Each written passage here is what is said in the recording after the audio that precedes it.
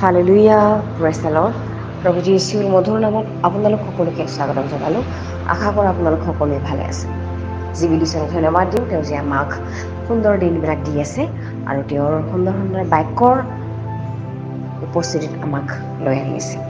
আজিৰ বাক্য আমি লৈছোঁ 1 পিতৰ 4 অধ্যায়ৰ 7 আৰু 8 পদ। সুন্দৰ ঈশ্বৰৰ বাক্য আমাৰ কাৰণে কৈছে, কিন্তু সকলোৰে শেষ ওচৰ চাপিছে। এতেকে প্ৰাৰ্থনাৰ কাৰণে সুবোধ আৰু সচেতন হোৱা, বিশেষকৈ তোমালোকৰ মাজত পৰস্পৰে আগ্ৰহযুক্ত প্ৰেম ৰাখা, কিয়নো প্ৰেমে পাপসমূহ ঢাকে।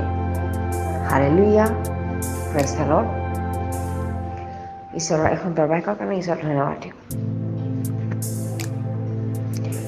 বিশ্বাসীসকল, ইয়াতে যিটো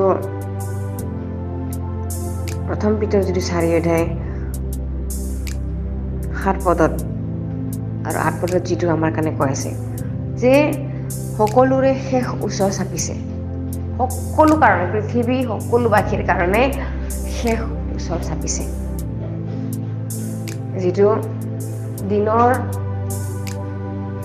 ভাগ আহিছে, যিটো আমি ৰাতিৰ ভাগবিলাক গ'ল, কিন্তু আমি পোহৰত অহা দিন হৈছে। এতিয়া কিমান দিন আমি অন্ধকাৰত থাকিম, কিমান দিন অন্ধকাৰৰ পথত আমি চলি থাকিম। আমি পোহৰত আহিব লাগে। আৰু যিটো আমাৰ ত্ৰাণকৰ্তাই আমাক ল'ব অহাৰ সময় হৈছে,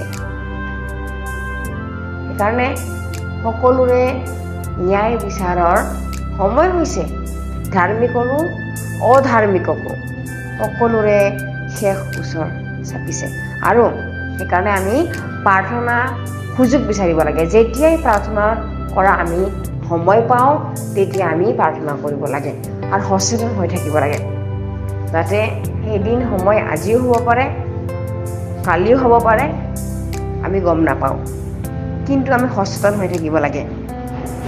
কিয়নো সকলো মানৱ জাতিৰ কাৰণে যীশু খ্ৰীষ্টই ক্ৰুচত মৰিলে আৰু সকলোবিলাকলৈ যিবিলাকে খ্ৰীষ্টক লৈছে, খ্ৰীষ্টৰ লগত জীয়াই আছে, খ্ৰীষ্টৰ আত্মাৰ লগত থাকি মৃত্যুবৰণ কৰিছে, সকলোৰে কাৰণে শেষ ওচৰ চাপিছে। হালেলুয়া, সকলোৰে কাৰণে। কিন্তু জীয়াই থকাৰ সময় থকা সময়ত সকলোৱে ঈশ্বৰলৈ ঘূৰি নাহে।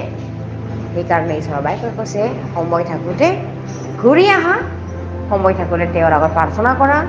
কিয়নো যদি সেই শেষৰ কালত কোনো যদি জাগৃত হৈ নাথাকে, সচেতন হৈ নাথাকে, তেনেহ'লে সকলোৰে সময় বেয়া হ'ব পাৰে।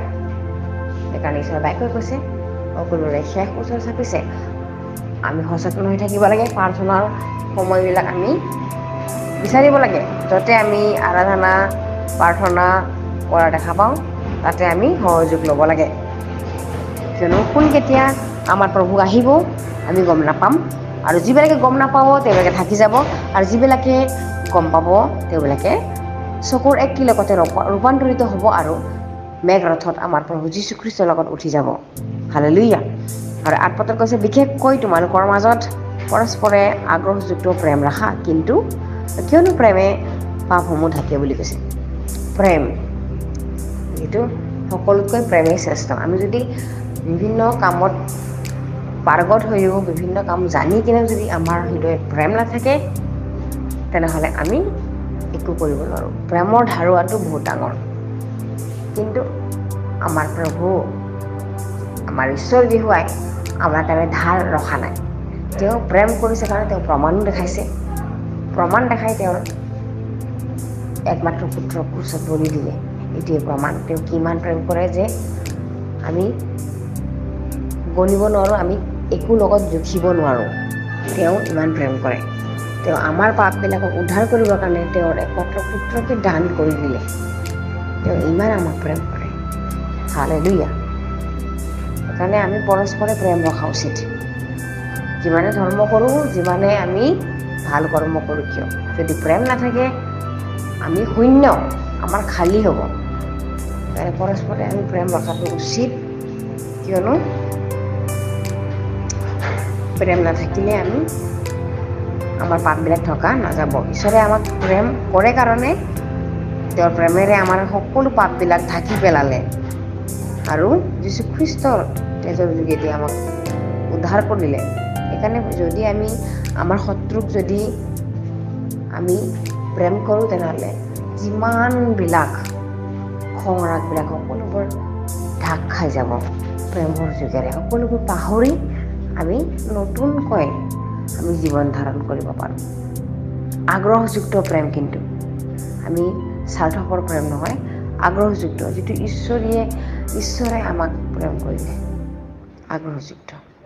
Hallelujah, praise the Lord. আৰু প্ৰেমেই পাপসমূহ ঢাকে কাৰণে আমি ঈশ্বৰক প্ৰেমটো জানিবলৈ পালোঁ আৰু ঈশ্বৰে আমাক প্ৰেমেৰে ঢাকিলে আৰু তেওঁ সোঁৱৰণ কৰা নাই। আমি যীশুখ্ৰীষ্টক গ্ৰহণ কৰাৰ লগে লগে আমাৰ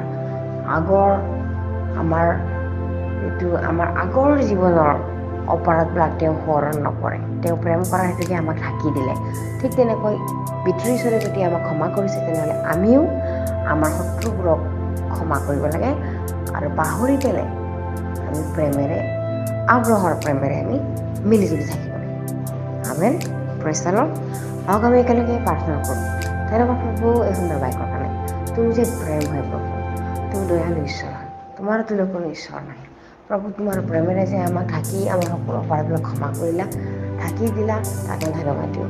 আমিও যাতে ইজনে সিজনক পৰস্পৰে আমাৰ মাজত যাতে প্ৰেম ৰাখিব পাৰোঁ, সজাগতা সচেতন ৰাখিব পাৰোঁ, প্ৰাৰ্থনাত লাগি থাকিব পাৰোঁ, তুমি এনেকৈ আশীৰ্বাদ কৰিবা।